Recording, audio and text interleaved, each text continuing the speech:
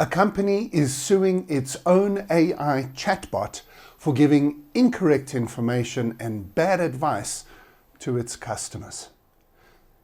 That's a news headline from the future. This is ThrowForward Thursday. I am Graeme Codrington, and we jump into the future every week and find out what's going on there and what it means for us today.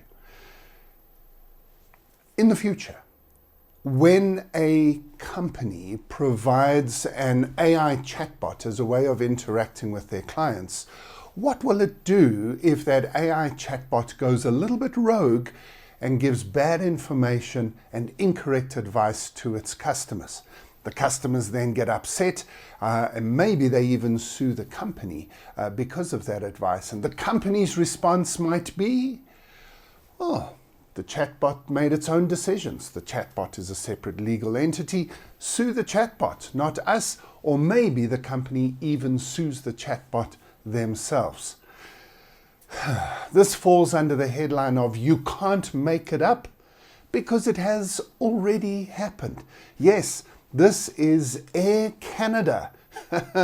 Air Canada. Those people who fly regularly will know that Air Canada is not one of the world's greatest airlines in terms of customer service. But recently, they took it to a new high, or shall we call it low, when a certain Mr. Moffat, who was attempting to find out what the policies are around bereavement flying. Air Canada, like some airlines, provides special fares for people who have had family members die and who need to travel urgently. He went onto the website, the chatbot engaged with him, gave him bad advice. On the basis of that advice, he purchased a ticket, flew to his grandmother's funeral, and then later was told that the chatbot had given him incorrect information and he was not going to be able to get a refund. He decided to sue Air Canada, and Air Canada's response was to say, our chatbot is a separate entity which has a mind of its own, and he should have double-checked the website, not trusting the chatbot. Of course, the courts did the right thing. I say of course because it seems obvious to me that the chatbot is part of Air Canada's own systems, and Air Canada have to take responsibility for what its AI chatbot said. And they were forced to then give the refund and do the right thing.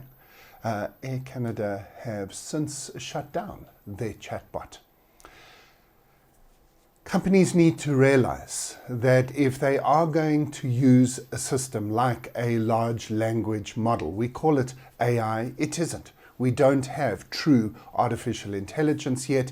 We have large language models that basically make things up as they go along. And if companies are going to replace their call center operatives with these large language models, they are going to have to take responsibility for the things that these large language models say, even if, and especially when, these large language models make things up.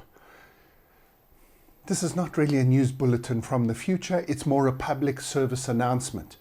Don't rely on large language models until you are absolutely certain that those large language models are only trained on your data, will never make anything up, and know when to refer somebody to a human operator.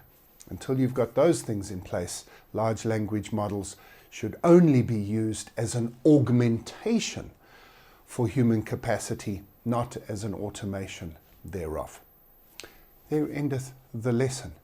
Really a lesson from yesterday rather than the future, but one that a lot of people still need to learn.